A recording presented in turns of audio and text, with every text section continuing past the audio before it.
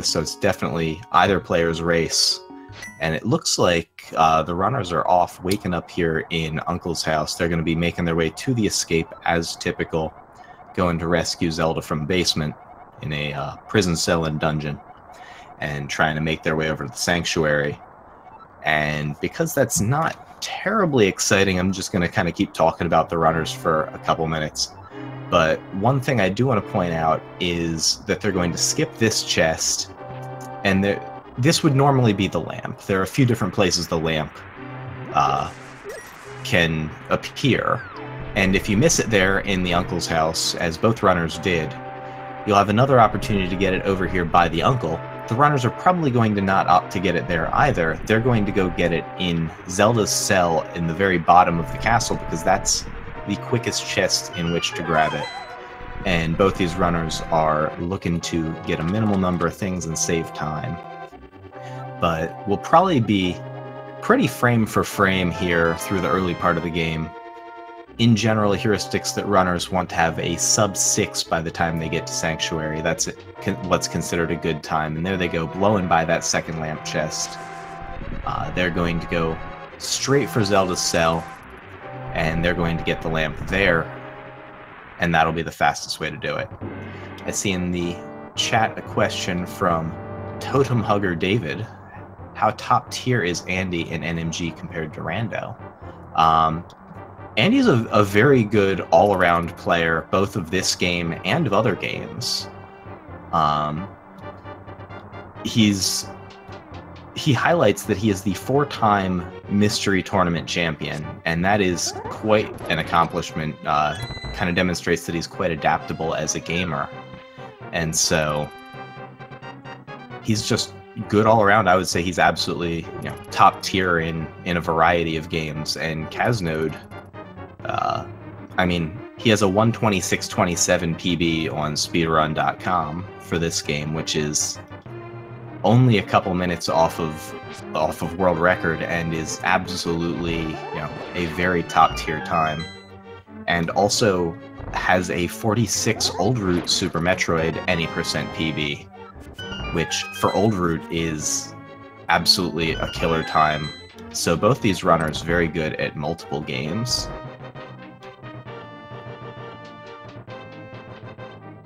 caznode has made it into the brackets, coming through from Group B. I believe the other player from Group B, caznode 3, the other player from Group B in the group stages was the Lost Llama, I believe, who has been eliminated. He was not able to win his bracket match. But caznode's still very much alive and very reasonably favored in this matchup. But Andy from Group T went 2-1 in a group that also saw Kyong make it through to the brackets. Both those players very, very good. And so I'm excited to see the players, make it through the early stages of this game and into the run, and just see how they're able to perform. Far from caznode, he's kind of used it to edge out a little bit of an advantage to this point, but still Andy within a couple screens.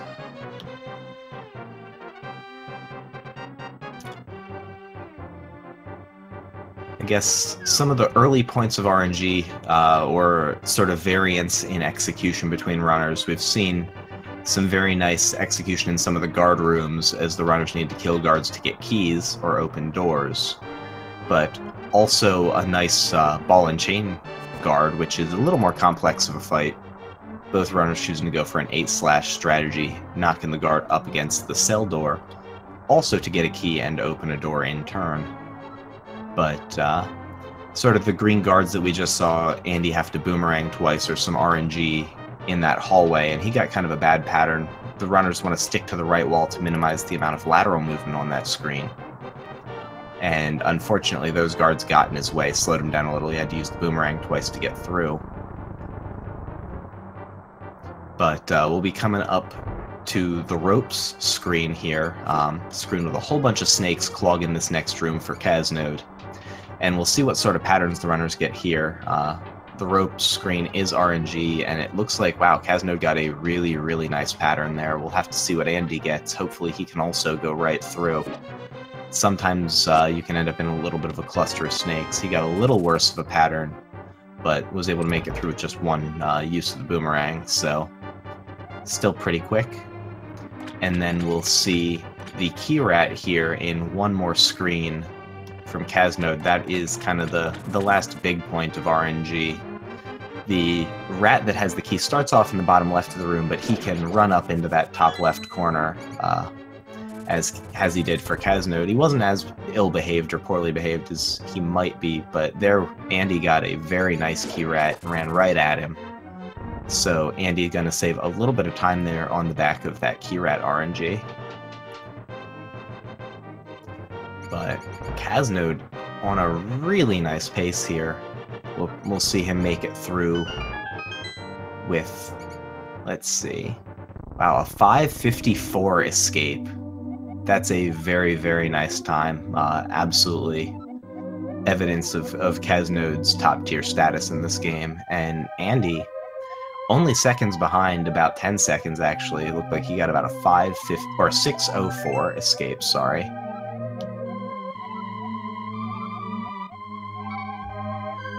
But 10 seconds is nothing in the course of this run. That's something that could really be made up by a disaster in any single room, and made up in more by certain disasters. So hopefully we'll see the runners dodge those mishaps, but there's a reason that there's variance in how runners perform relative to their PBs. There's a lot of RNG and a lot of execution that can kind of go either way in this game. We see caznode making his way through the Octorok Garden here, having to slash at one, the other one taking some time to shoot him, losing half a heart on his way over to Eastern. Both runners did choose to get the Sanctuary Heart. That's a very popular safety, only costs 3 or 4 seconds, and gives you an extra heart container for the entire run. So we see caznode getting kind of bullied here on this screen, making his way over to Eastern, going to be entering with 2 or fewer heart pieces.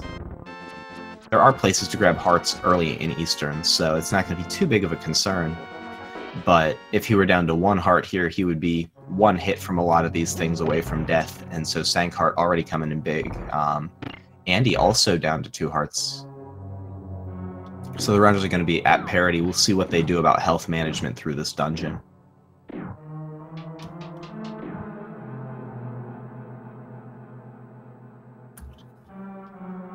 So in the NMG route, caznode is coming up on the first big speed trick in room execution here in this Stalfos room. He's going to walk up, grab a pot, walk over, throw that to the right, grab that top left pot, and kill 2 Stalfos that have not yet spawned, and get through that room. Also, boomeranging to grab a heart. We'll see. Yep. Oh no! Andy tried to boomerang the heart, but the Stalfos spawn point gave him a small magic decanter.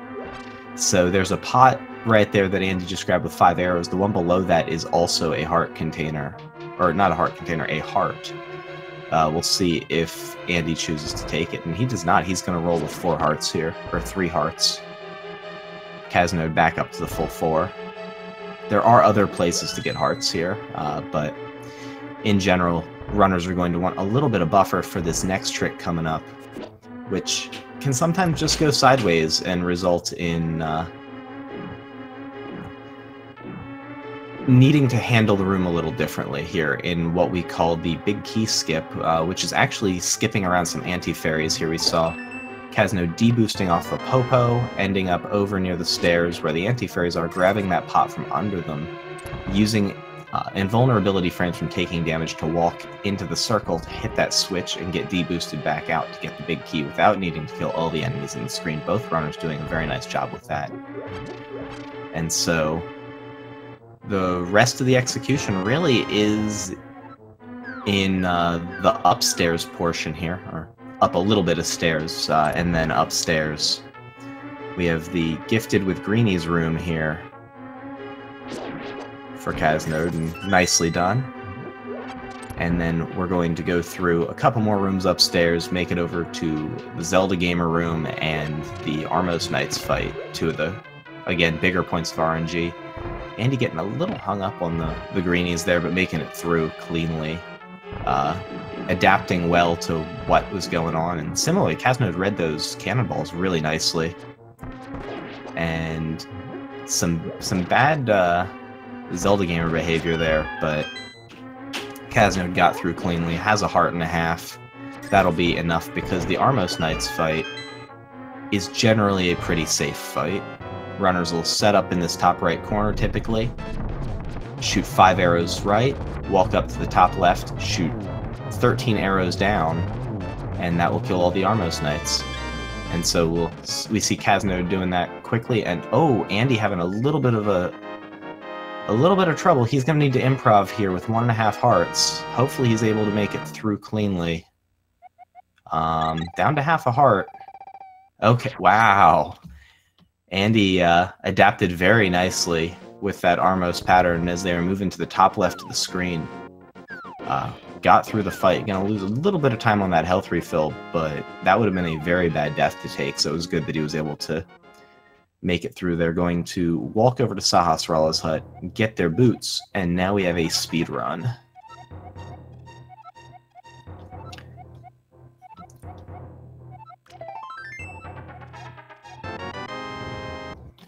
And here in Sahasrah's hut, there is the option to go get 100 rupees and 3 bombs from the back of the hut in the closet. We will generally see runners skip that, and that is an indication that the runners are planning to use what we refer to as tree rupees, or the rupee route. So that will change their bomb routing over the course of the run, only slightly, but will save them a handful of seconds, and those are seconds that are worth saving because they're mostly free to save.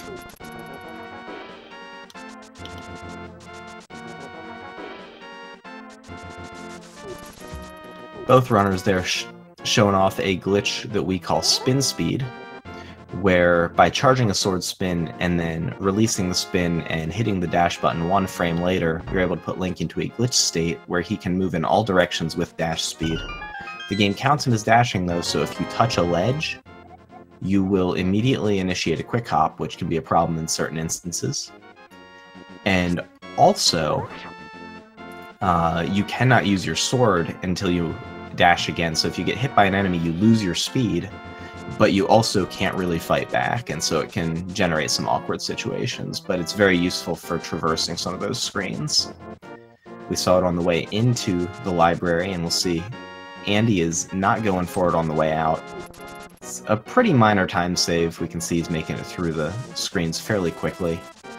Menuing over to book, which is the next item the runners will need. That'll be used to open up the Desert Palace. caznode has not yet menued to book, so he will need to do that before he gets over to the Desert Pedestal.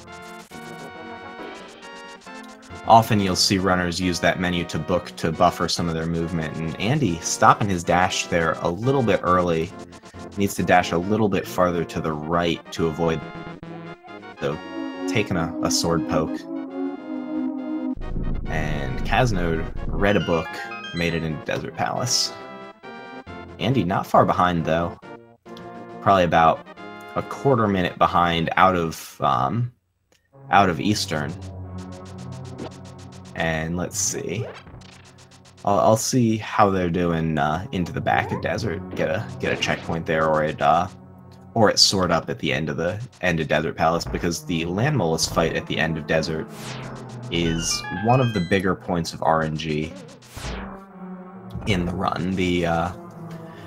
The first round with the Land Mollusk is always the same, in the sense that they spawn in the same positions and in the same order, but then how they move does change, so you do need to read that. But provided that you read the Land Mos okay, you're going to stick them with some arrows, and they'll be pretty well behaved initially. But then, starting with the second round, all bets are off. They can spawn anywhere, hop in any direction, do a short, medium, or long hop. Well, we actually want long hops from them so that they're above ground longer, and there's more time to shoot arrows at them. So that's another thing to watch here in Desert is the runner's ammunition, particularly their arrow count. And we'll see Caznode's going to be at 20. Oh, he's not at 28 yet. He wanted to grab that arrow drop there for picking up that pot before the power glove. We'll see if he grabs it on his way out. Yep, there he got it. So he is already at a 28 of possible 30 arrows. That's going to be good enough where we probably won't see Caznode grab any additional arrows. Andy skipped a pot. Opportunity to have 28 as well. There's another pot coming up here in the torches room right before Land Mollusk that does have 5 arrows. We'll see if he decides to roll into Landmo with 23, or if he decides that he wants to farm up and get up to 28. I guess the only other thing worth noting, and we're going to see Caznode showcase it here at the top of this room, is a technique called key dashing, where if you set Link up against an object and dash into a door, his movement is set up such that he's able to dash cleanly through the door without bonking. And it's a consequence of all objects in the game being a multiple of 4 pixels, and Link's dash moving 4 pixels per frame. And so Link will hit the door exactly even with the door, and therefore will not bonk. It won't try to place him through the door, I believe is how that one works. But here Caznode is into Landmo, and a very nice first round. We'll see how the rest of these rounds go. Wow. Caznode's having a heck of a Landmo fight. Whew. That was an early 3-round fight. Really, really beautiful Landmo there from Caznode. And we'll see a low 17 sword up from him off of that fight as Andy's entering his fight. Hopefully he can execute similarly. That's a 17-10 sword up from Caznode. That's a really good time. And Andy opting for sword strats. We'll see what his sword up time is. Also a very clean fight. I think that was either a sort of a mid-3 or low 4 round. I think it was more of a 4 round. But let's see what sort of sword up time Andy has here. Caznode's headed over for fake flippers, and that was a 1748, so about 30 seconds behind Adelanmo, if I read it right. Caznode is in the water. He doesn't have the flippers, but the game thinks he does, because he used fake flippers. And so the way that works is by jumping into water 1 pixel away from the screen transition, you're able to move and initiate that screen transition from within the water, and the game doesn't check if you have flippers until 2 frames after landing in the water. And so when you transition the screen, the game just forgets to check if you have flippers, and it will treat you as if you have flippers until something tells it to check if there's flippers, like getting hit and taking damage, for instance.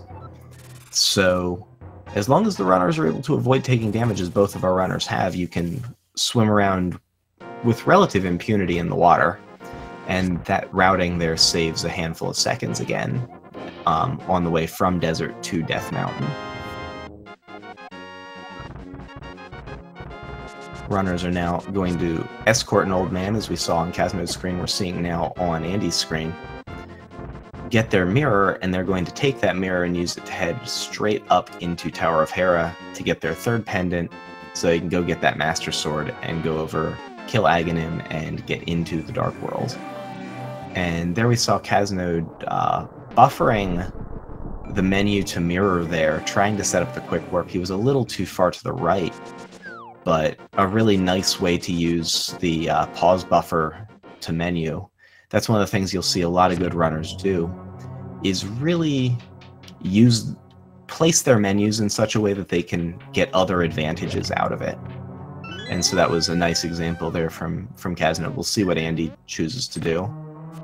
If he just runs into the portal from the left side, or if he tries to buffer for the quick warp, or tries to go for a quick warp. Quick warps save 32 frames, sorry, not 32 seconds, 32 frames a piece, if I'm remembering correctly. And they're largely free to do, provided that the setup doesn't require you to go out of your way to do it. And so it's something that we'll often see runners attempt. There are some where the setups are very easy, and some where they're a little harder, where there's no clean setup necessarily that doesn't require you to go out of your way. But in the basement of Hera, where runners are going to go to get their big key, we see caznode going through the late stages of the tile room. One of the potential input breaks in this run, kind of an obnoxious sort of auto-scroller equivalent for this run. Thankfully, it's the only tile room we need to see in this run. Andy is into his tile room now. Not too far behind caznode, still within a minute. Caznode's kind of edging a little bit screen by screen here, but again, one moderate to significant mishap away from allowing Andy to make up a lot of that time. So nice run from both runners so far, though. As caznode is headed up to the first bomb jump of the run, we're going to see him kind of edge his way up against this ledge, and he's going to use a dash turn to bonk. And that was actually a very nice bomb jump setup from him. Normally, you have to be within 2 pixels of the edge of a pit in order to get a bomb jump. But if you use a dash and bonk, you can expand that window to within 6 pixels of the edge of the pit. And so that actually is kind of a nice luxury to have, because you have the boots before you're doing any of these bomb jumps. So I think we'll see a lot of dash strats. And caznode is on to his Moldorm fight. Moldorm is a bit of a jerk. Takes 6 hits no matter how you do it, whether it's pokes, slashes, spins, or dashes. We saw caznode using a lot of dashes just to get to him faster and get those hits in. That was actually a really nice fight there from caznode, as Andy also using a bonk to set up his bomb jump, using a little bit different of a setup. Caznode laid the bomb as he walked up toward the hole, and then dash turned. Andy backed up with his sword held down to lay the bomb, and then use a spin to set himself on that, to potentially set himself on that edge pixel, but also just used a bonk to be sure that he was close enough to the edge. And here's another really nice menu buffer there on that dash from caznode, as he's set up to go and do his rupee route. He's going to pull this tree. That's a tier 2 tree pull worth 20 rupees, 4 blues. But now he needs to kill 4 things. So we have that pickle. We're going to have a bird and a crab here on this next screen. And I believe we'll see him kill this bird up here. Whoa, getting a bush guard there. Gotta be careful about the bush guard. He can mess up your rupee routing, and it's no good. But he's going to be over to his Master Sword, does need to kill 1 more thing before he can pull another tree, and he will get access to the tier 3 tree pull, which is kill 4 or more enemies without taking damage. Since the last tree pull, he'll kill exactly 4. Ideally not take damage, and he'll be able to get 4 red rupees, which will be 80 rupees. That'll be most of the money that he's going to use to pay Kiki to get into Pod. He'll have 126 at that point, going to get 6 more in the Castle Tower and Aghanim's Tower. And that's going to be most of the early game routing. He actually got a good amount of drops for cash earlier. And so we're going to see Andy do a very similar thing here. And yep, there, caznode kills that bird. He is set up and ready to go. He's passing by the mushroom, so he will not be taking powder or fake powder in this run. And he's also saving a little bit of time by not grabbing that third red, because he did have so many rupee drops early that he was actually given that 6 rupees he's going to get in the castle tower. He's going to be over that 110. He would have been at 132, so now he's set up to be 112. Just saving a little bit of time by not walking over to grab that one red. That's a good read by caznode.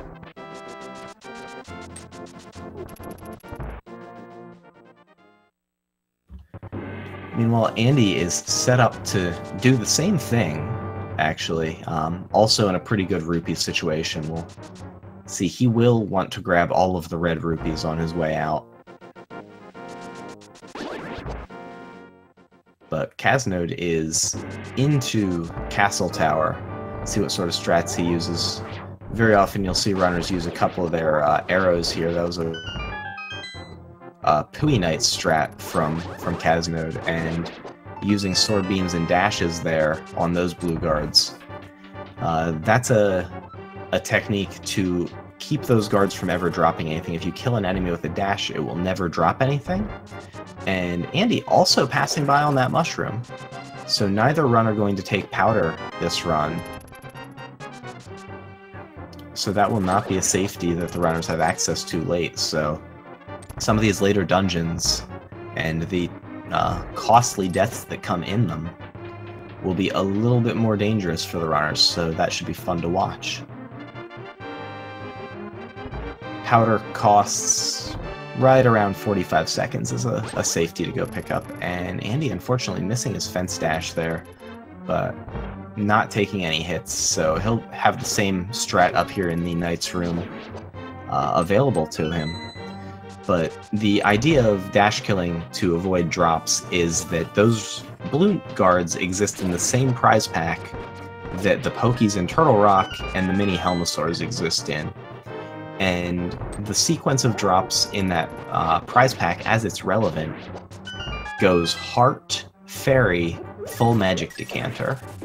And so when the runners get the Heart drop, they'll know that the next thing to drop is a Fairy, and they're going to want to, especially without powder, they're going to want to save that for Turtle Rock. And Andy actually using a spin to kill those blue guards but not getting any drops, was not manipulating his Fairy drop, but the drops in that prize pack are only 50% drops. So he got 0 drops there on those blue guards. That was actually very, very lucky, getting his 1 and 4 for 0 drops there. And caznode is through Castle Tower. He is on to Aghanim. Aghanim's attacks work in 5 attack cycles, where the first is a white ball. The second, third, and fourth can be a 50% blue ball, 50% white ball. Only white balls can damage Aghanim, and then the fifth is a lightning. And so the runners are going to be rooting for as few blue balls as possible, because they want to get through the fight as quickly as possible, and blue balls cannot be deflected to damage Aghanim. And so there's 1 blue ball for caznode, a little bit of a consternation bonk there. And yeah, Aghanim not playing nice today.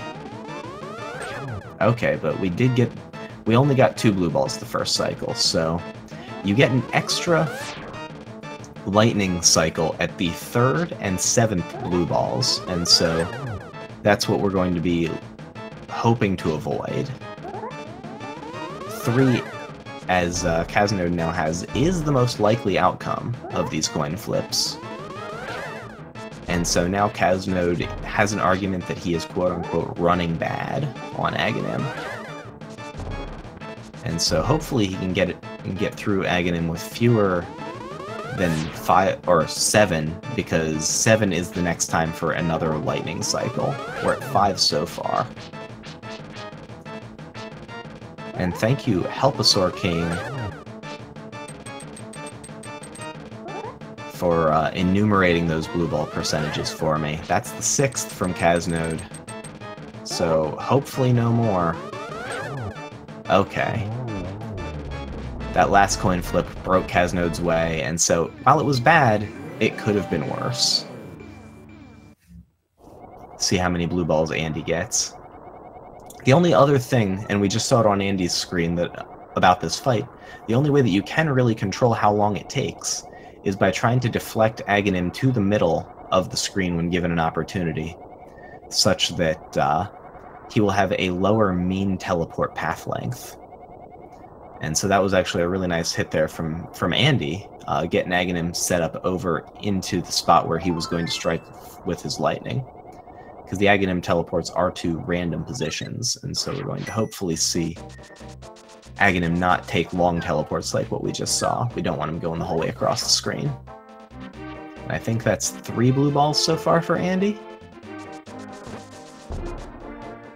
That's definitely at least 3. It's either 3 or 4. So yeah, both runners getting some pretty rough Aghanims. So Andy not going to be able to make up much time on Aghanim, if any at all.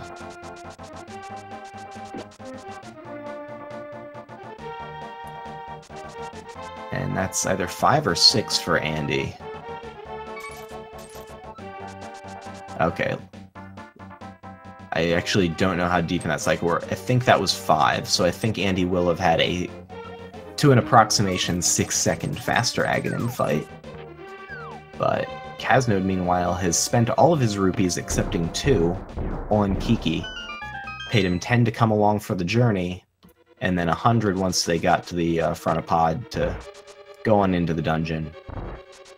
But now that he's in the dungeon, he is set up basically for the rest of the run. The runners will need 10 rupees to get their sword tempered, and they'll need 500 rupees to pay Zora for the flippers. And there are 2 chests in Village of Outcasts that each provide 300 rupees. And so the runner that will be the rest of the rupee routing that we see the runners do.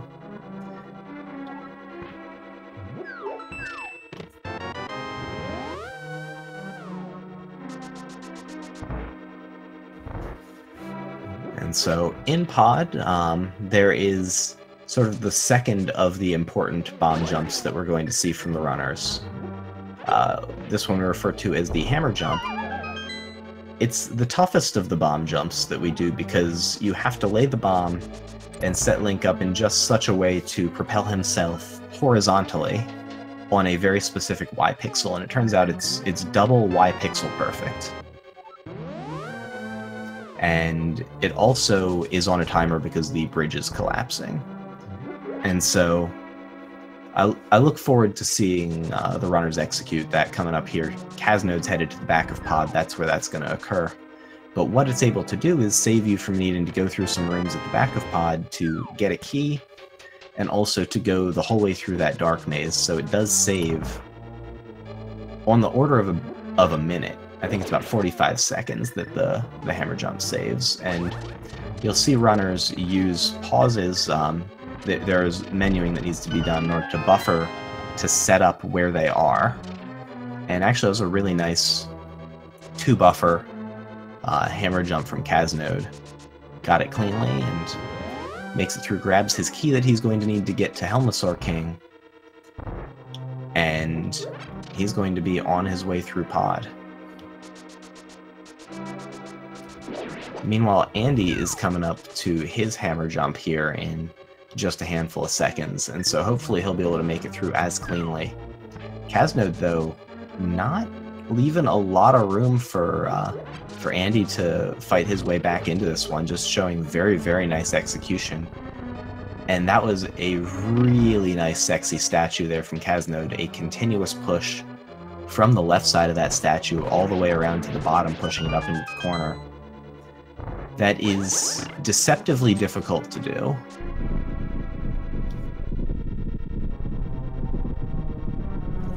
So yeah, Caznode having what for a lot of players would look like a gold pod. No extra hammer jump buffers, really clean, sexy statue. Just that's what you want to see Pod look like. Hopefully we'll see a nice Turtles Room from him coming up here. Turtles Room is a little RNG dependent as Andy's onto his hammer jump. Using select buffering instead of pause buffering, it's a little faster, but comes with its own risks. But nice Turtle Room there from Caznode. That is a little RNG dependent. The turtles do need to behave, but they did. And so yeah, this is a hell of a pot out of caznode. But Andy also got his hammer jump really cleanly. And now caznode gets to fight Helmasaur. We're going to see hopefully good RNG. So far, Helmasaur being a buddy, behaving very well. 17 hammer hits to break that mask. And then caznode going for hammer strats initially. And oh, he's sticking with the hammer strats. Okay. So Helmasaur, if he hits you, is going to deal 2 hearts of damage no matter how. And so caznode, by virtue of having Sank Heart, still had 2 hits to give at the end of that fight after taking 2 hits. This is one of the fights where Sanctuary Heart really shows up biggest, because if you have it, you have 3 hits to give on Helmasaur, provided you enter the fight with full health. And if you don't have Sank Heart, you only have 2 hits to give. And so Andy is also set up to have 3 hits to give on Helmasaur, which the fight can just be an awful fight sometimes. The second phase, whereas in the first phase he can only spit fireballs, charge you, or whip his tail. In the second phase he can do 1, 2, or 3 of those each time he decides to attack you.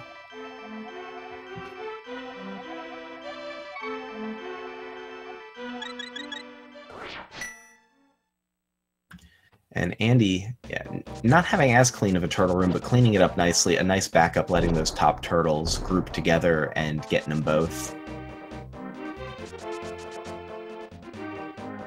But hopefully he has good Helmasaur behavior as well.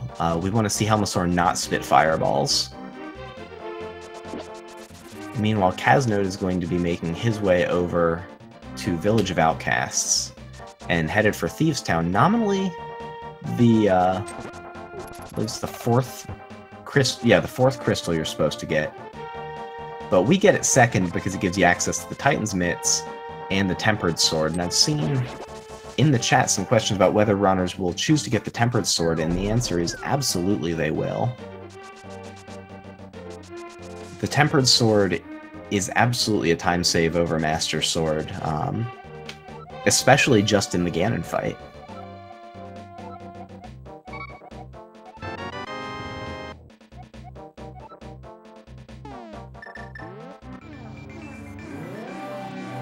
But yeah, Andy has made it through his Helmasaur fight, also with 1 hit to give, as caznode goes and talks to the Stump Kid, and, or visits the Stump Kid, mirrors, and, with that shovel from the Stump Kid, digs up a flute. And so he's going to go over and activate that flute, but not going to use it immediately.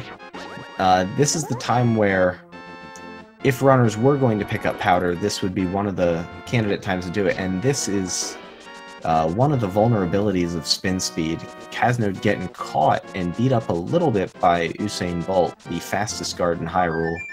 Those red guards move faster than Link does on diagonals, and he happens to be set up in such a way that that part of the screen is basically all diagonal movement, so he will outrun you. And so if you have spin speed and don't sneak right by him, he's going to knock you out of that spin speed state. You can't defend yourself with your sword until you dash, and it can go bad quickly. So it was good that caznode only took 2 hits from that red guard.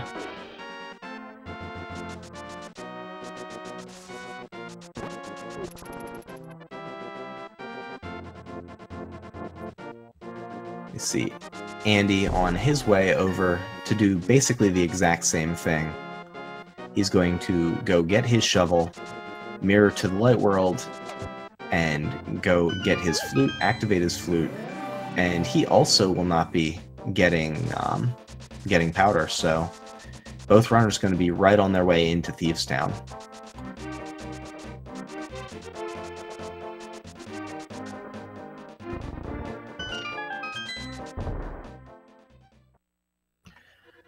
Yeah, I see some excitement from Andrew in the chat. Holy moly, Andy versus Kaz. Absolutely. This is a great matchup. And so far it's living up to the billing. Caznode has built up a little bit of a lead, just kind of slowly and steadily, but both runners executing very, very well this run. Caznode is into Thieves' Town, going to go rescue a maiden in the basement, but oops, it's actually blind. And so, going to get those Titan's Mitts, defeat blind, get their second crystal of the run. But first, we get to see if Hellway cooperates.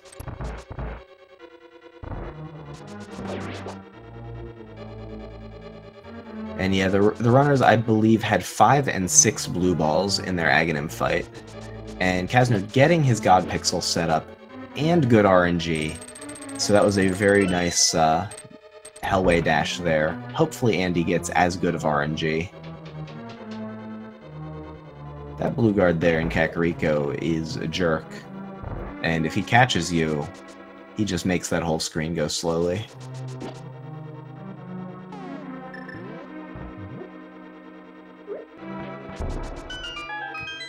Caznode is bombing open a hole in the floor there in the top of Thieves' Town. That's going to expose Light for the fight for blind. So now he has to go rescue a maiden from the basement, but like I said, it's actually blind. And when blind is hit by that light, blind's going to get kind of angry and transform into some sort of hideous demon thing that floats and spawns extra heads, and it's not so great. But thankfully that fight is pretty easy to do, provided it does not go sideways. If you do it right, you can do it the same way every time. And really nice dashes and dash cancels for those key doors there from Caznode. Another pretty tough strat to save time with over just walking, but Caznode got it quite nicely. And there's that Titan's Mitt. That's going to let us free the frog from the crappiest prison in Hyrule. He could quite literally just jump down off that ledge. But maybe it's more relevant that we also use the magic mirror to get him back to the light world. Maybe that's why he's so gracious, but he's going to agree to temper a sword for only 10 rupees. So, quite a good buy when you consider the economy of flippers.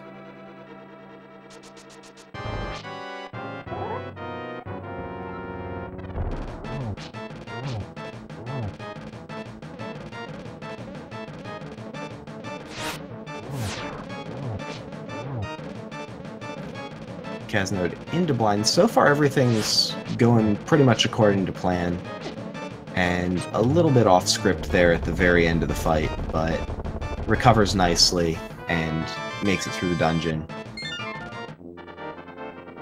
And Andy now a couple minutes behind, maybe half of Thieves' Town at this point.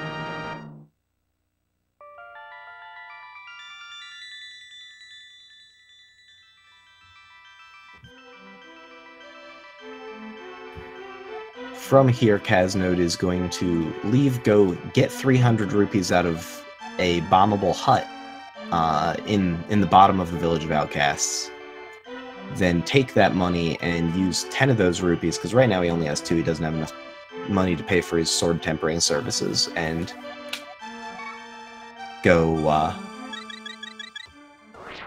reunite the dwarves and get his sword turned into a tempered sword, which is going to make pretty much everything downstream of here a little bit easier, just in terms of a dealing damage to enemies standpoint. It's going to make particularly the Mothula fight a lot quicker, which is why we do this before we do Skullwoods.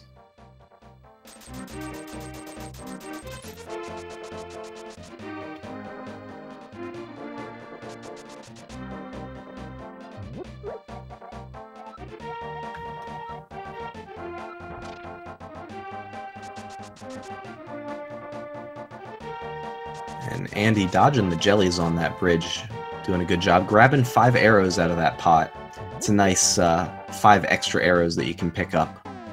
Just making sure your ammo's in a good situation. Caznode mirroring to get the dwarves reunited.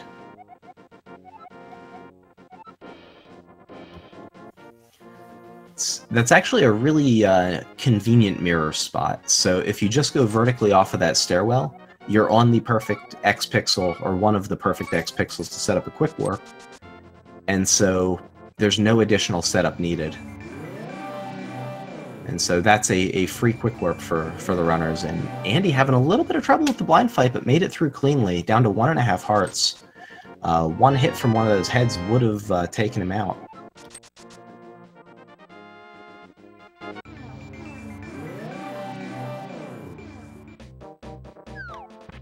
But Caznode now has his Tempered Sword, and he's going for the most important trick in the run, the Fence Dash. And, oh, he had it, but he aborted.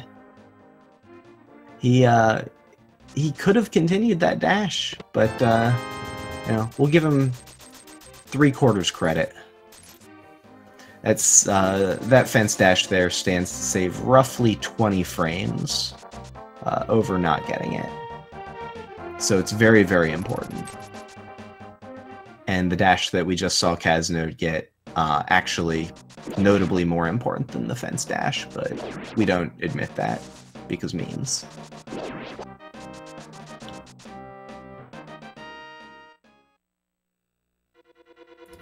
And Caznode now actually into a room that's important to execute quickly and properly, the Mummy Statue room, and getting it very nicely. Sometimes those Gibdos can behave a little badly and give you some bad RNG patterns that make it a little bit slower, but that was a nice Mummy Statue, and Andy with the just press A to grab the frog from the top skull position. Nice little swag strat from Andy too. Both these runners are showing off some really nice skills here with this run.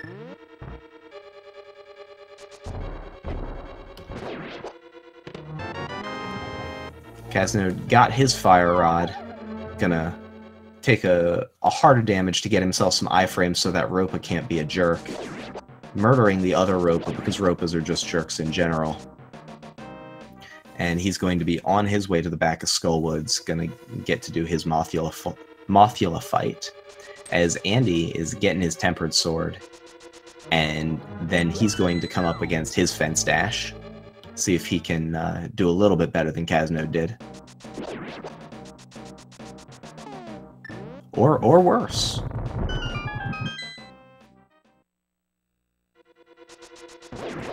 And a nice nice key dash there set up against that middle block from Caznode, getting good Fire Snake RNG. And yeah, set up very nicely. Really nice Gibdo Hellway there. Very, very fast back of Skullwoods from Caznode. Caznode is on a pace right now. This is a really nice run for Caznode. This is a pace that is accounting for 6 blue balls, and he is just having a real heck of a run. Setting up, I don't think he got the double hit there on Moth. No, it does not look like it.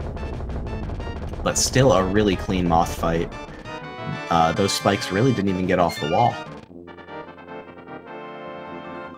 So getting his 3rd crystal.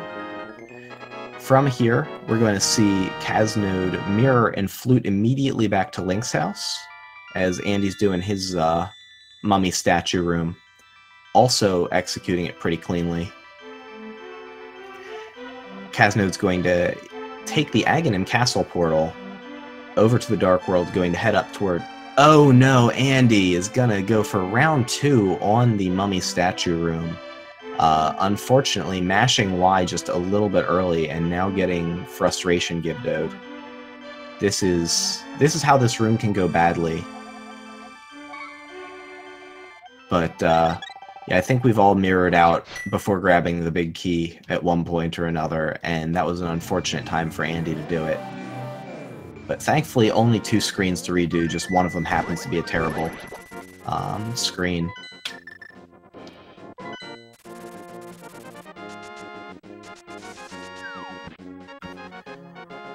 Yeah. Everyone experiences the feels of the preemptive mirror, unfortunately.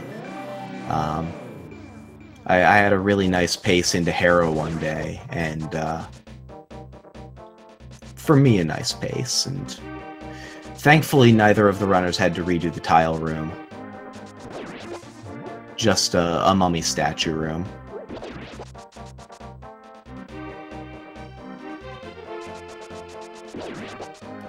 But we see Caznode, he has taken the portal. He's going to head up to the catfish, going to get his Quake medallion. But yeah, Caznode did get a really nice swaggy block with his crappy Fisher-Price shield. And bonking against the rock, setting up another quick warp. This is another free one to set up, but if you bonk too high and in just the wrong way, you can also potentially soft lock yourself in the same way that fake flippers would do. So it is a little bit more dangerous than free, but assuming you know what to watch out for, it's pretty easy. And nice mummy mummy hellway from Andy, and also going for the 2 slash strats, slashing the Gibdo into the spike to deal damage. And he's going to be onto his moth fight. Caznode, 500 rupees in hand, is going to go buy his flippers. That's going to let him go do Ice Palace next.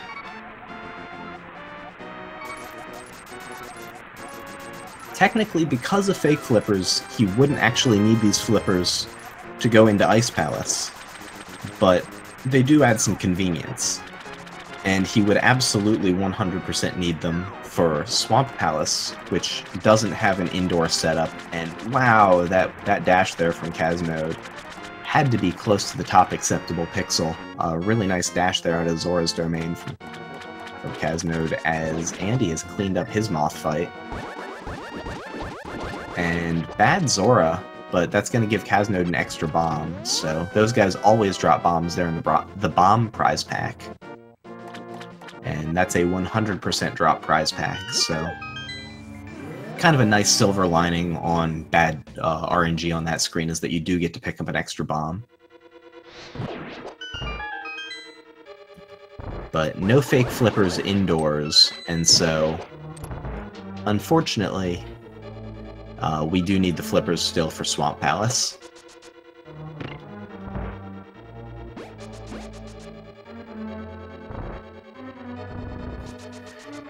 And we'll see Caznode coming up on the 4th and beyond all doubt most important bomb jump in the run here shortly in Ice Palace. This is a bomb jump that lets us really break the logic of this dungeon in half. Normally you'd have to go the whole way down through the dungeon, kind of go up, back, around, and basically loop through the dungeon multiple times to hit some crystal switches. And nice bomb strats there, saving some time from Caznode in that switch room. And also a nice Stalfos Knight room minus that door bonk. So far pretty clean Ice Palace. Taking some damage off of the spikes there to set himself up so he could dash cleanly through, and quick dash turnaround setup for that bomb jump, menuing to hammer so that he'll be able to use the hammer in Lonely Firebar here in just a few seconds. So again, Caznode is just destroying these dungeons today. Andy, meanwhile, also like having a good run. Just Caznode's not leaving him a lot of room to get back into it. And Caznode getting that downright slash to snap into the stairs. That was probably a sub 5 Lonely Firebar. A room that you can do consistently every time, but it's still tricky. So, good strats from Caznode there. And he's gonna get this magic decanter. He does need a full bar of magic to Fire Rod Cold Stare enough to break the ice. And so we'll see what sort of strat he uses for this fight. Looks like poke dashes. And see if he gets that double spin. And not a double spin, but did get that menu to mirror.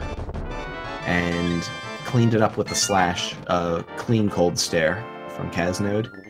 And Andy, with his Quake Medallion in hand and his flippers as well, is going to make his way down to Ice Palace, and basically a full dungeon behind at this point, but Ice Palace is a pretty quick one because of that bomb jump. And Greenham coming in with the update. Caznode is only +3 on his PB right now. And I will remind you, this is a 6 blue ball run, so Caznode is murdering this game right now. I want to see him continue this run.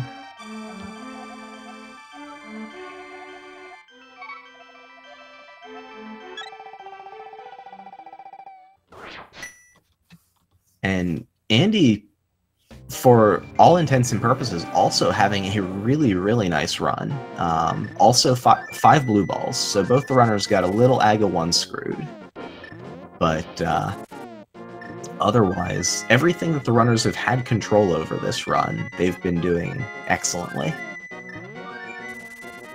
Andy did have that unfortunate mirror out before the big key in Skullwoods, but otherwise, chunk time losses have largely been avoided.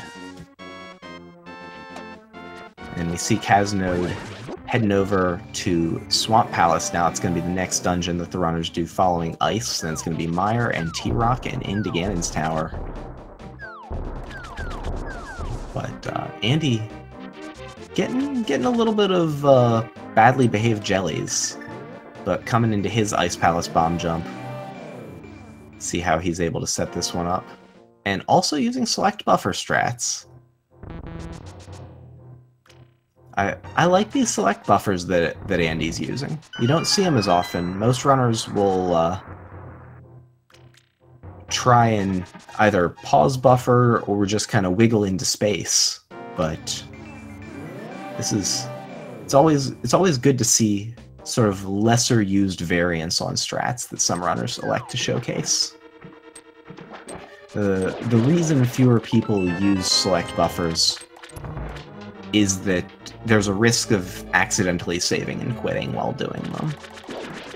And so, of course, we want to see no runner accidentally do that, but that's what keeps most runners away from using them. Also knowing kind of visual cues with pause buffers, but they are faster because you don't have the menu scrolling in and out. And Andy is going to head into his cold stare fight. Hopefully he can clean it up. He's got 6 hearts, so he has 2 hits to give from ice cubes or just 1 hit from the puffs. So going to be hoping that he's able to clean it up, getting a nice top. Oh, and now we're into the wild here a little bit with this fight. The puffs are loose, and so good that he was able to corral those puffs kind of into separate corners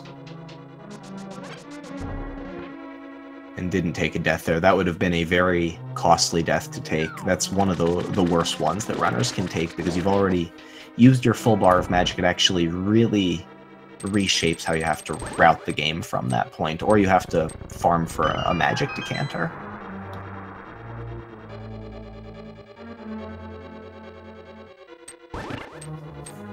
Thankfully, that did not come to pass for either runner. Both runners are going to, so far deathless, make it into Swamp Palace. Caznode is headed over to get his big key.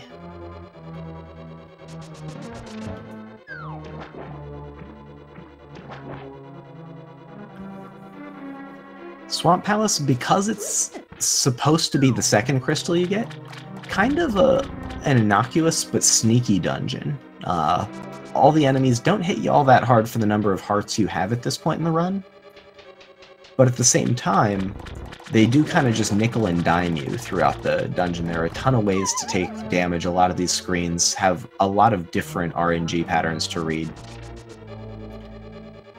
and to react to, so it's always good to see high health as you're moving through this dungeon, because you can kind of bleed out in a hurry.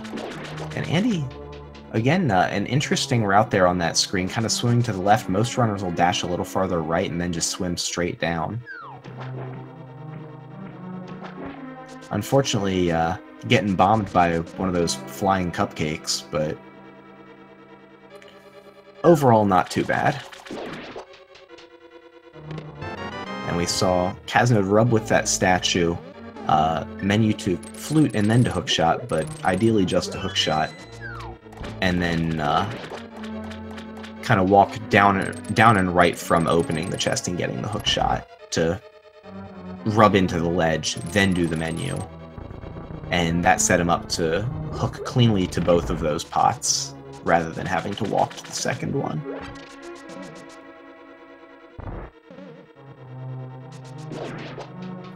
And bad jelly RNG, so caznode had to wait just a little bit before he could dash, but timing it pretty tightly. It's like he's played this game a couple times. But he'll be through Swamp Palace shortly, on his way to Argus. We'll see if he decides to go for a zero-cycle fight. Zero-cycle Argus, probably one of the toughest boss quick kills to go for, from a technical perspective. It involves first doing a first holding out your sword, so dashing and holding the B button here, and then performing a hook dash, simultaneously tapping Y and A, but it looks like he's just going to go for the hook and slash strats and trying to stay as close as possible. And doing a really nice job getting a very clean one cycle. And not feeling the fire rod setup, and so just going for a 2-spin. So, a clean, if not swaggy, fight there from caznode. We'll see how Andy approaches the fight here in just a couple minutes. He's doing his journey over to the big key.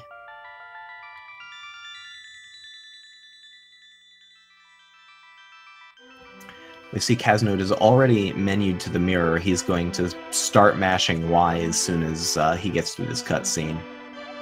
And is going to mirror and then immediately flute to 6 and head over into Misery Mire.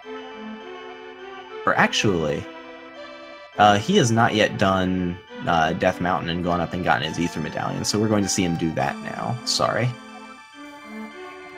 Some runners will do that before Swamp, and some will do that after. We may see him do Ether as well as Ice Rod here. I'm not sure when he chooses to sequence those in. You just need to have the Ether Medallion before going to Mire, and you need to have the Ice Rod before going to Turtle Rock. But since you're menuing to flute and fluting around, you kind of have freedom about when to do that, and that was a really swaggy handling of that screen, setting up hook speed off the stairs, and we're going to see him save basically a second here by using hook speed on those stairs and getting caught on that rock a little bit. But my god, that was a nice Light World Death Mountain from caznode. The reason that runners will do this after Swamp is to have access to that hookshot for the stair climb there. And caznode showing exactly why. He just flew up those stairs. And so now we'll see if... oh, Bird being a jerk. There is a bit of a chance, as we just saw, of not getting picked up by the bird if you dash toward it. But it does, on average, save time. And so just a little unlucky.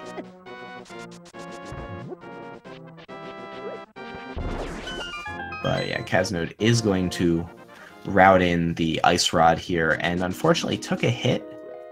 And so this is part of why you might see runners elect to do these before going to Mire. Runners will want full health into Mire 2, so that they can use Sword Beams for a one-cycle strat in that Wizrobe room. Not getting that costs much more than you save by being able to use Hookshot on Death Mountain.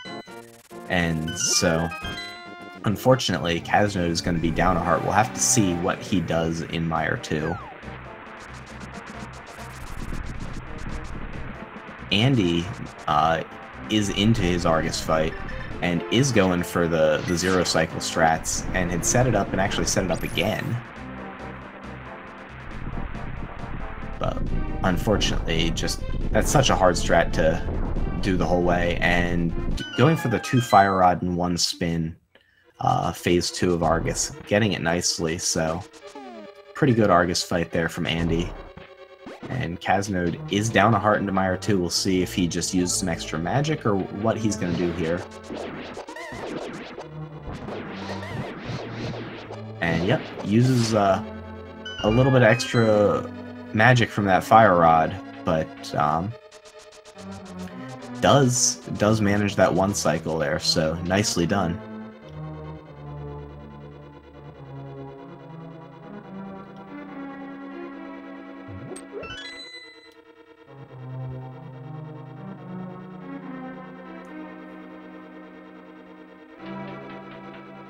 And coming up, we're going to get a Torches time from caznode. Get an idea of how he's doing in his run, or on what sort of pace he is. Again, his 128.08, and typically runners will add 20 for top runners and 21 for sort of everyone else. If you're me, it's more like 23 for how long it should take to complete the game from there, provided good execution. And there it is, a 106.15 torches. So by approximation, caznode should be on about 126 to 127 pace. So if he has a clean back of the game and no hangups, we could be seeing a PB here out of caznode.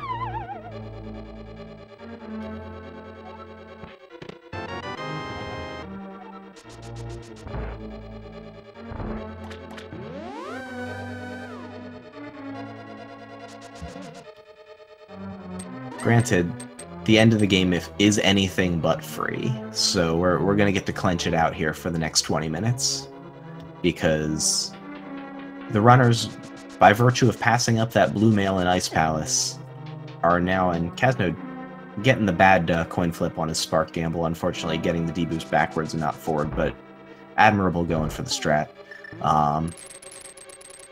But yeah, by virtue of skipping blue mail, the game expects you to have a little bit more armor, and all the enemies deal more damage in these later dungeons, so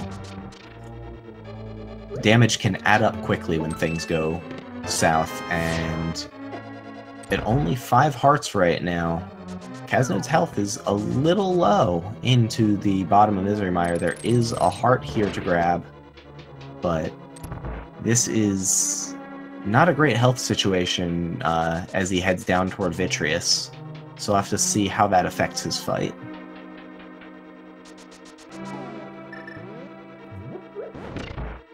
See runners go for what we refer to as a WQ Vitreous. WQ, the person who is attributed with having discovered or invented that strat.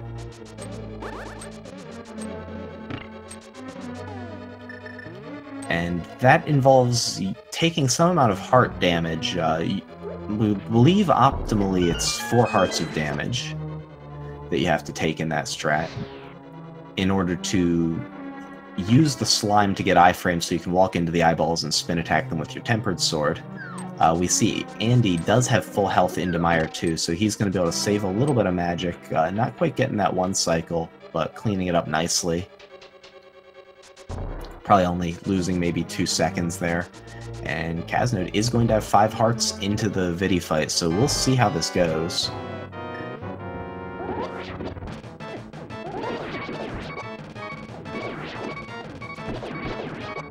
Whew. And he does, it wasn't an optimal WQ Vidi, but he does take just 4 hearts of damage.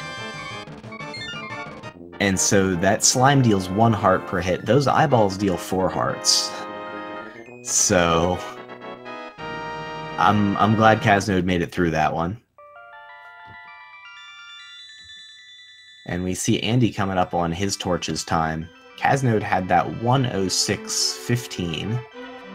So we'll see what sort of time Andy's got.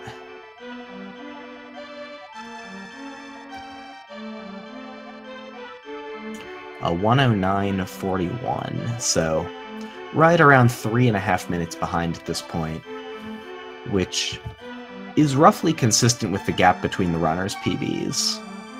So not shocking that Caznode, especially on a PB pace run,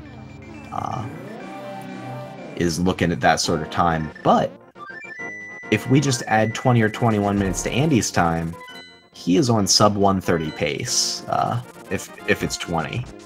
And so that would be a big PB for him as well, as far as I know. His speedrun.com PBs list is a 1:35:22, but we know he already has a 1:32:52 in the tournament. So speedrun.com, not always the most accurate source of information, but if his PB is a high 1:32, he is also on PB pace.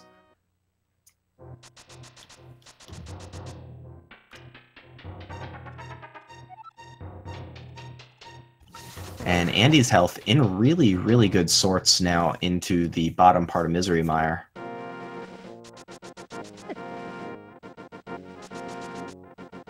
And choosing to grab that extra heart. Don't blame him. We'll see if he farms up 2 hearts here in this next room to get sword beams for the basement, or if he's just rolling in with 1 heart down. In the basement, sword beams can be useful because they can save you a couple seconds in the, or not a couple, maybe about a second in the room where you bomb out a wall and have to walk over and hit a switch. Or you could use Fire Rod or something to hit that switch, which is what you see a lot of runners do with the bomb routing as it is. But with 2 bombs, Andy would either need to waste a bomb or would need to have sword beams or Fire Rod. Or to menu to Fire Rod, which wouldn't be worth it. And, okay, looks like he's going to just menu to arrows. And we'll see. Okay, he's going to use a sword to hit the switch. And I think that's probably the best decision from that point. And Caznode into Turtle Rock now, which... a very dangerous dungeon, because a lot of the optimal speed strats, like this roller room strat that Caznode's showcasing, use damage in order to speed up execution. And Andy not going for a WQ viddy, going for a slightly different D-boost based strat, but going to have a clean 1 cycle here, getting 2 spins on the left, 2 on the right. And also through his Vitreous fight. And the chomps being a little rough to Caznode, but he made it through without taking damage because of the iframes he got from hitting that switch. And so very, very well executed, even though that right chomp came down just a little fast on him.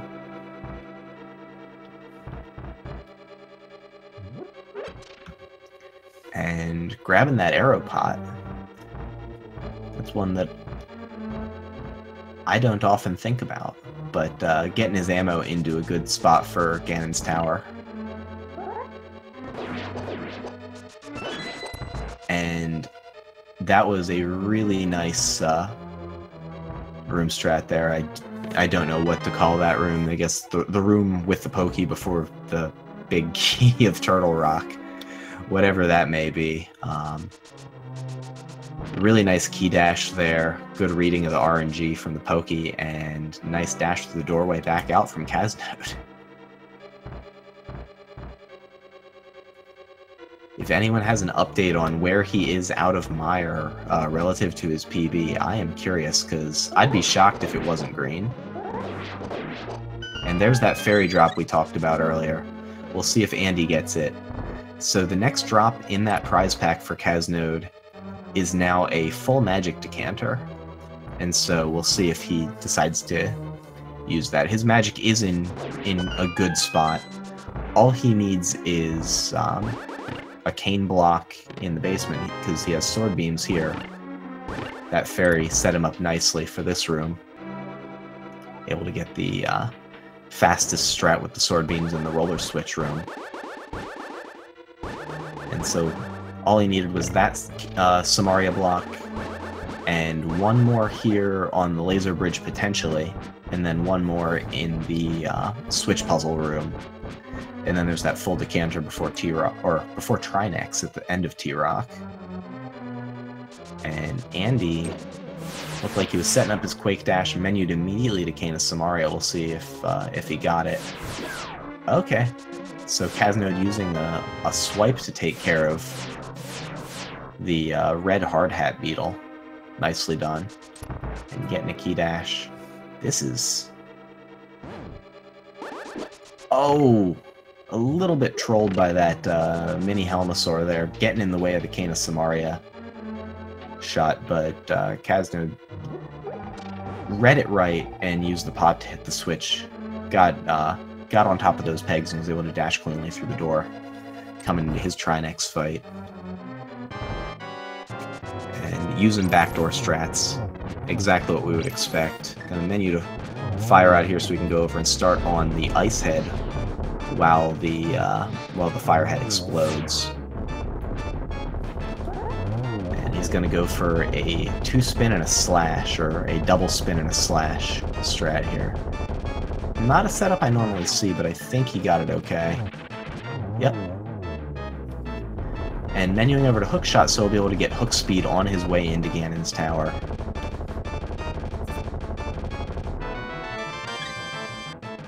This is quite a run that we're witnessing from caznode. So hopefully he can pick this up. I did incorrectly list his PB as a 128, though. He actually has the 126.27, which I'd mentioned earlier in the race. His race PB is the 128.08. I just looked at my sheet wrong, so I apologize. We'll be looking to see if he can beat a 126.27 to get an actual PB, but even beating a 128 and having a tournament PB, that would be a heck of a run. And so the route in Ganon's tower, for those unfamiliar with the NMG route, you're going to go over and basically rush straight through to Ice Armos to get your big key. And so we're going to see runners go straight down into the basement, go get their big key. It's going to be a left-hand side progression to the big key. And then from there, they're going to go all the way up through the gauntlet that we all know and love. But we will not be seeing any right-side plays, no right-side gambles in this category.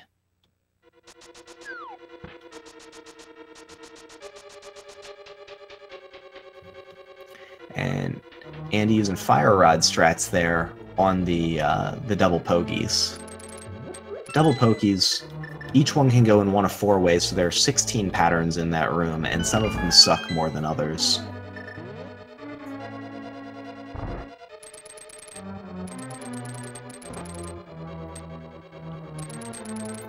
But yeah, for anyone who is thinking about learning NMG, oh man, that Stalfos was just in a bad spot there for caznode. Walked in front of his hook shot, but was able to clean it up nicely. But yeah, anyone thinking about learning NMG, whether you have experience in other A Link to the Past and A Link to the Past variant categories or not, Caznode's showcasing a really nice run, as is Andy. Both players doing excellently today, and showing just why they made it through into the brackets from a field of 128 pretty decent runners. And showcasing some really nice strats, kind of different flavors of strats depending on, you know, the level of risk and safety that you want to assume, and the level of difficulty and strats that you want. But you're absolutely encouraged to pick up this run. It's a fun, if unforgiving, run. You need to be prepared for a lot of your runs to die late in the run, is basically what it comes down to, because the run does get progressively harder as the run goes on. Ice Palace deaths, Mire deaths, Turtle Rock deaths are all things that come up not infrequently. And a nice Ice Armos here.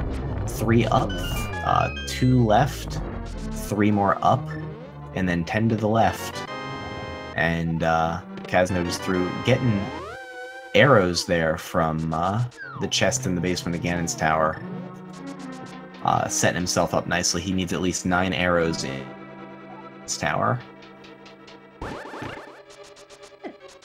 Or, not, he doesn't need at least 9. Ideally would have at least 9, although he used sword beams there because he had sword beams, but 4 for this mimic, 2 for each of those mimics, and 2 for each of the mimics in this room.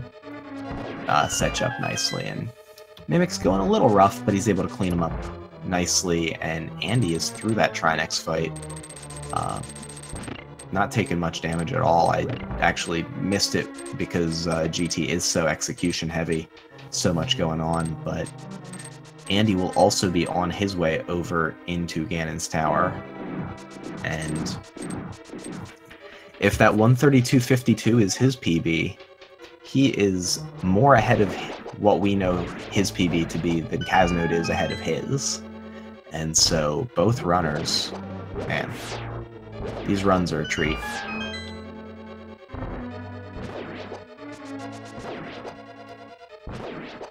Caznode doing well in the blue Zazak room. See how he does in the red one? You can dash right there and get that first one every time if you do it right. Fire Rod will get that Stealthos, and will also set you up to do Landmo 2 here.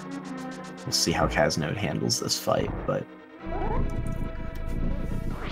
much like everything else this run, this Ganon's tower for caznode is going very, very well.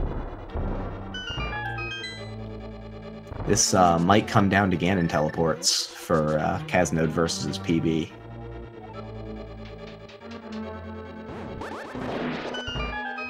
And Greenham with the update, Andy is minus 101 after T-Rock.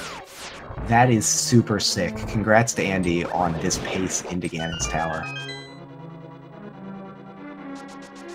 I want to see the double PB. Both these runners are putting it all out there for us today.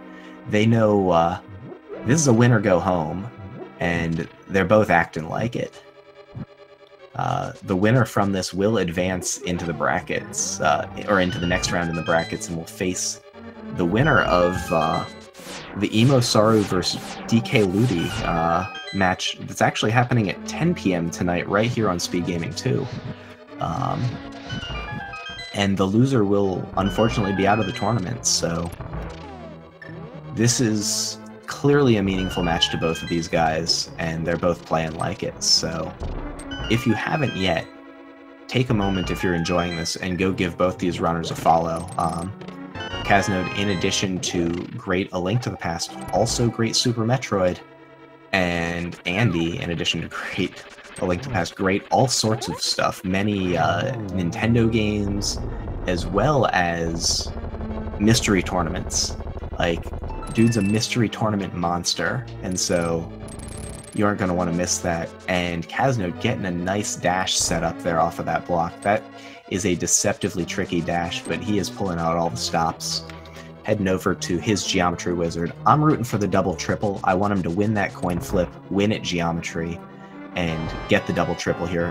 First round, the real Aghanim will throw a white ball. Second round's a 50-50, much like the first fight.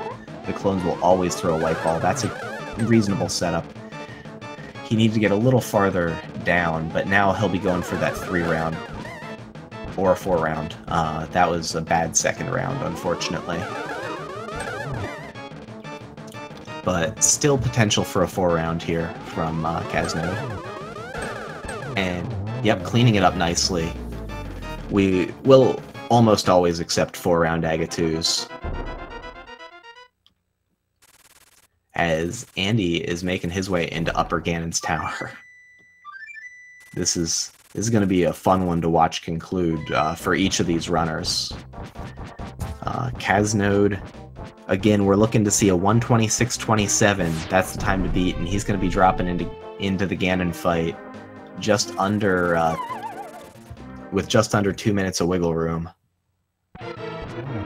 So it's going to be very, very tight. I think we're going to see caznode narrowly miss that PB, but let's see how this goes. But this is still just a monster run. Oh! Greenham saying caznode actually has a 26.14, so speedrun.com was not, again, an accurate source of information, so my apologies. So yeah, 126.14 is going to be really tough. I think that one, unfortunately, is off the table at this point. But do want to see caznode finish strong here. And before I even blinked, we're into Phase 3 again, and the teleports went very well. So, Phase 4, getting that first spin, getting torch glitch there. A little rough, but let's see. See if he's able to clean this one up nicely, as Andy is working his way through the gauntlet, but I'm going to focus on caznode as he finishes up here.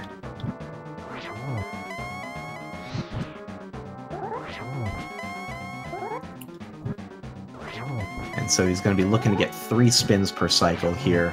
That's what he's doing, manipulating Ganon or just managing the time for when he's lighting that torch very carefully to try and get 3 hits per cycle.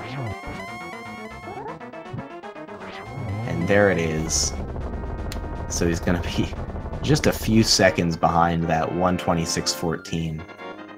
But my god, GG caznode. That was a great run.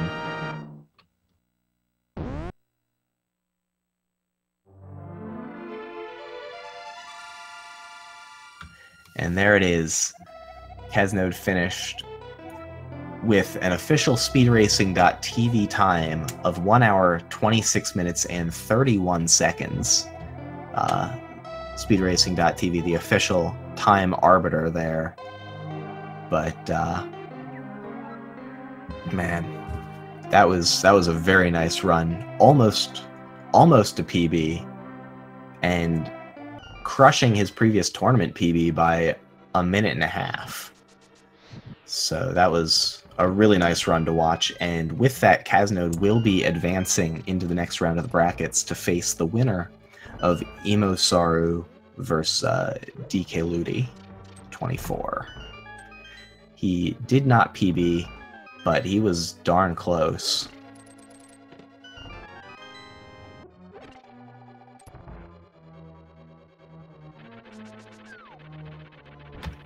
And Andy, meanwhile, is on to Moldorm 2, getting that spin in his already menued hookshot.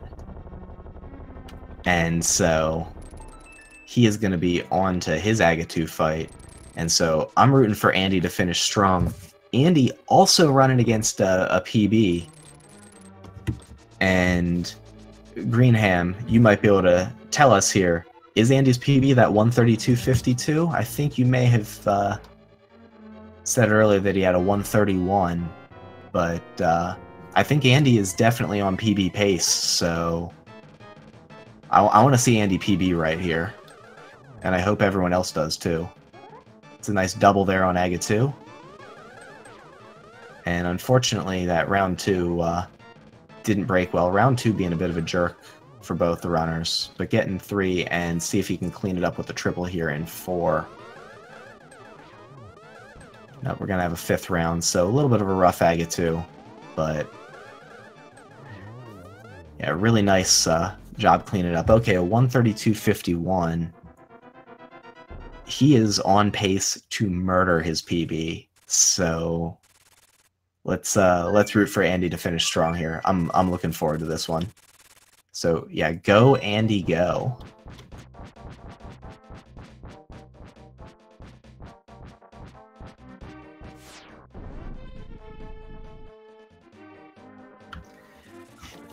Screeva with the update. Andy is minus 1 minute and 26 seconds after GT per his splits. This is Gold Swamp, Meyer, T-Rock, and GT. So, yeah, that's a pace from Andy. And not getting the 1 cycle round 1, but with the 2 cycle, he is going to get Ganon into that upper right corner that we all love, because he can spin to win 3 times safely from within those fire bats and get through round 2 pretty quickly. That's a nice consolation prize for not getting the 1-1.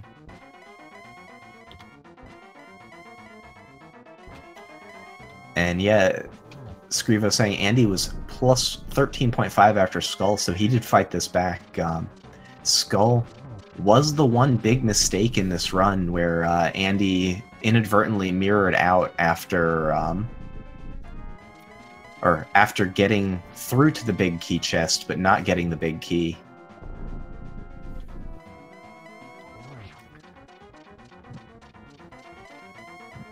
But getting his torch glitch, and he is 12 spins away from a fat PB here.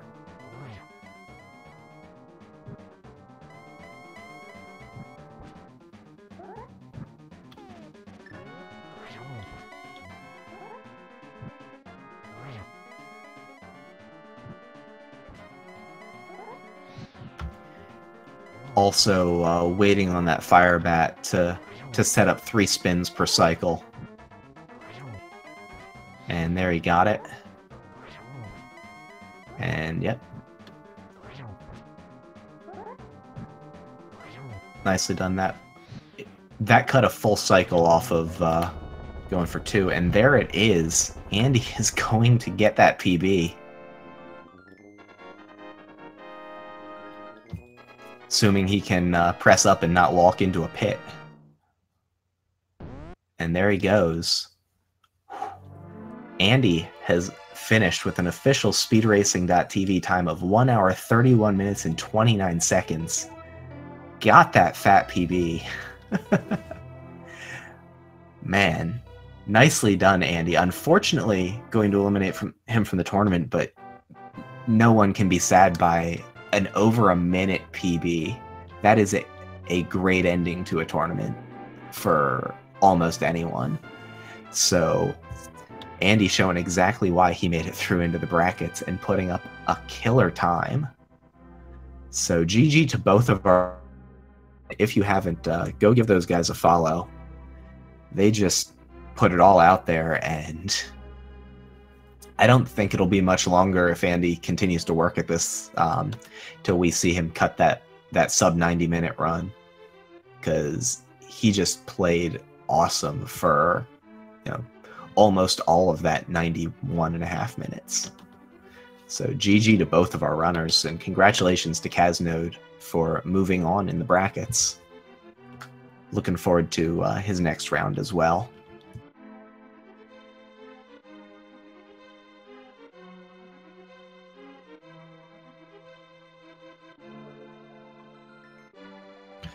Seeing if the runners would like to come and chat. I would like to hear their thoughts on the run, but as we saw, that was a good run for both of our racers. Caznode, what, plus 16 off of PB, and Andy PBing by 90 seconds. That was a treat.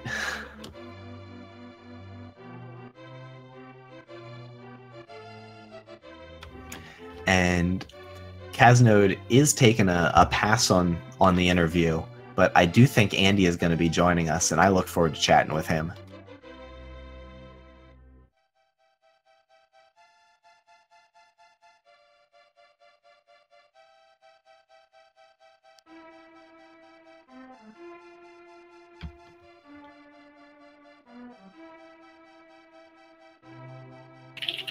And I think we are joined now by Andy. Andy, what a nice run. Congratulations on that time. Thank you very much. I'm glad I showed up. Like, even if I lost, I'm glad I PB'd in my going out race. And I'm glad I did on emulator, because emulator sucks. You're playing on emulator right now? Yep. What? My capture card broke last week, so I'm like, well... Oh my gosh, that's awful and all that much more impressive. I had no idea. The But struggle was real last week, but I kind of got used to it, so I was like, all right. yeah, I haven't tried to play A Link to the Past on emulator, but I can't imagine it's a fun thing to adapt to. Going from emulator to console is not bad. Going from console to emulator is not good. No bueno. Exactly. I started on console, I still am just on console, and every time I've tried to do anything on emulator, it has been an utter train wreck. So that is that much more impressive. Was that a 90-second PB? It sure was. Jesus. I knew it was a solid run when I didn't do too many dumb things. Like, in my last PB, I had several mishaps. Like, I jumped off Desert Ledge on the way to the second half. Like, I knew it was kind of very, very improvable. Yeah, and really the only big mishap I caught in this run was mirroring out on Skull Big Key. I saw the dash pixels, dude. I definitely pressed A. Yeah, I've mirrored out of Hera Basement already before the big key, so I think we've all done it. Yeah. It sucks, but it happens. Just think it would have been a sub 131 probably, considering how bad I played on the second attempt at that room. Yeah, Mummy Statue really, I wasn't sure if it was the tilt showing or if it was just... There was a bit of tilt. The room went south, because, I mean, race nerves are already real. And when you do something like that, like... I know I would have tilted Mummy Statue. I kind of untilted, though, because Moth gave me a good pattern. So I was like, alright. Everything's fixed.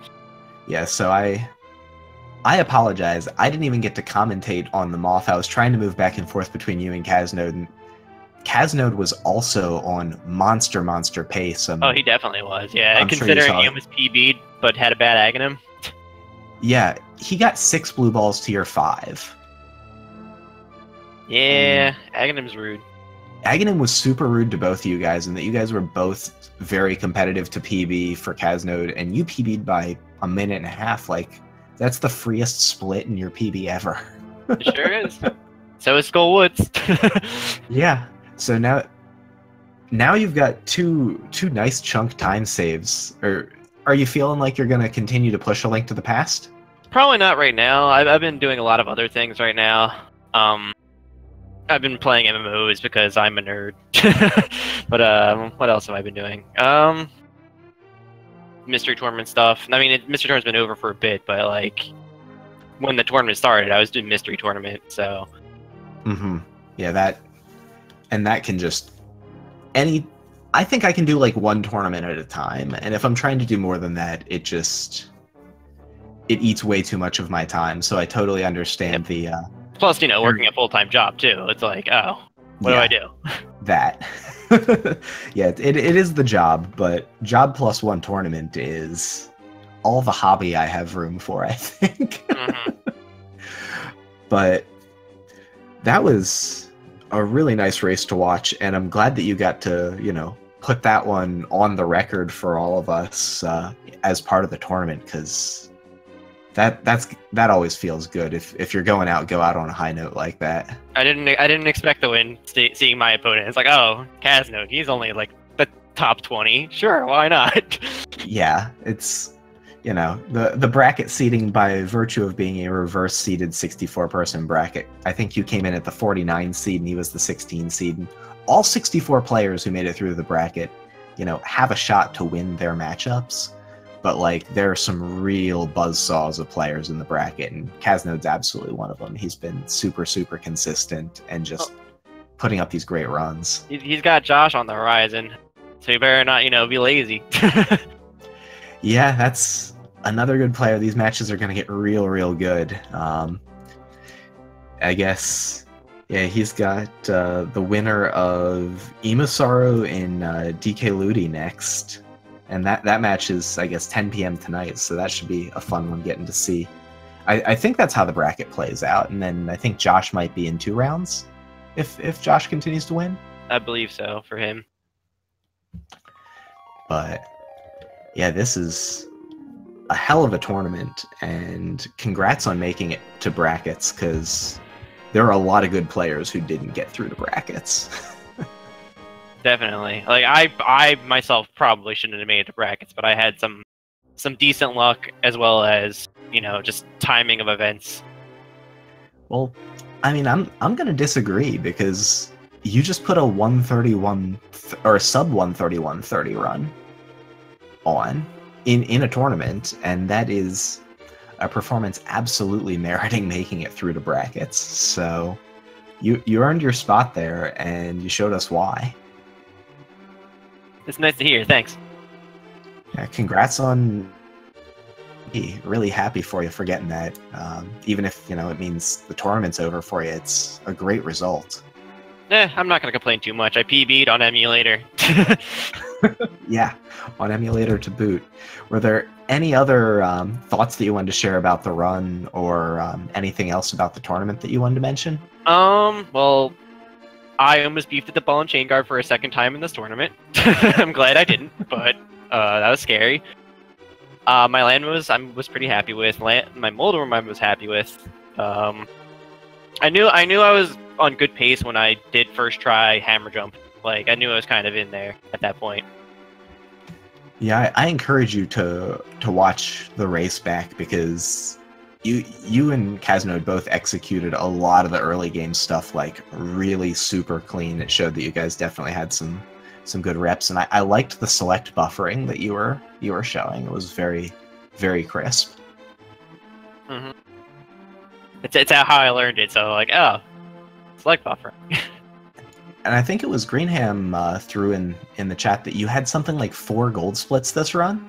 Yeah, I had 4 golds. I was, like I said, I had a very, very solid end game. Like, from Swamp to Ganon's Tower, it was gold all the way. Yeah, that was how my last PB was too. I think, like, once you're on pace, like coming out of ice, you're just like, okay, I gotta go for it. Oh, definitely. And kick it into another mode. For sure, for sure.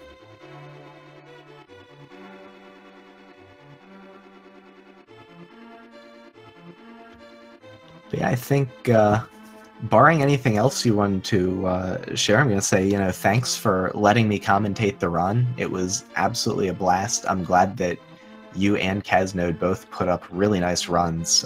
It made for a great viewing experience that didn't come with any feels bads. So that was very nice. All right. As someone who just barely made it even into the tournament, because I was literally in from the last set of cutoffs, I'm really glad I was able to show up and, you know, perform in general. It was a very enjoyable tournament for me, even if I didn't really, you know, get far in the brackets. But the fact that I made it to the brackets also had, you know, really awesome. But I'm glad I was able to, you know, perform for everyone. And I appreciate everyone who enjoyed it. Yeah, I think, were you the last person who made it in to the brackets, or yeah, you were one of the last was amongst ones? the last, yeah. But I'd forgotten about that. That was what, like, many weeks ago now. Yep. Like, I didn't think I was gonna get in at all, and it's like, hey, the very last cutoff, I slipped in. I'm like, oh, well, that's cool. Yeah. Are there any more tournaments coming up for you in the near future? Anything else you're involved in? As far as I know, not immediately, but there is word on the horizon of, like, I don't know if they're gonna actually go through with it, but there is speaking of attempting to have a 2v2 mystery tournament, and I'm definitely going in for that if they actually go through with it. Like, they had a few surveys to gauge interest and whatever. It's like, yeah, I'm so on board with that. That would be really cool and really fun to watch. Any idea who you'd be partnering up with? My good friend Crankdud. Nice. That's going to be a heck of a team. I think you guys might be early favorites in that one. It could be. We never know, right? Yeah, it's a mystery to all of us. For sure. But yeah, thank you for dropping by for an interview, Andy, and congrats again on the massive PB, and good luck in whatever you do from this point tournament-wise. Thank you very much. Enjoy the tournament. Absolutely. And so I'll remind everyone, if you are enjoying the tournament, follow Speed Gaming 2, where we are right now, as well as the runners caznode and AND4H. Both of them did a great job, and Speed Gaming's doing a great job hosting this. Shout outs to all of the people in the background, tournament organizers, restreamers, everyone making sure that this goes off without a hitch. Coming up right here on Speed Gaming 2, as mentioned in the chat, we do have a quad race coming up in just about 15 minutes between D-Rock and Mutsky. That's going to be a good one, as well as Parisian Player and a Metatron. Another really good bracket race, so that's going to be a double header there. And over on Speed Gaming 5, concurrently, there's going to be Runner Watcher versus Jet 082 happening. And so that's going to also be a really good race. And then at 10 p.m., also right here on Speed Gaming 2, Imosaro versus DK Ludi. Feel free to stay put and enjoy a great night of A Link to the Past NMG. I've been Maniacal. I'm going to bow out now and hand it over to the next set of folks. But, you got 10 minutes, take a bathroom break, get some water, go eat dinner, whatever you got to do. But be back here in 12 minutes for some more great races. Thank y'all and have a good night.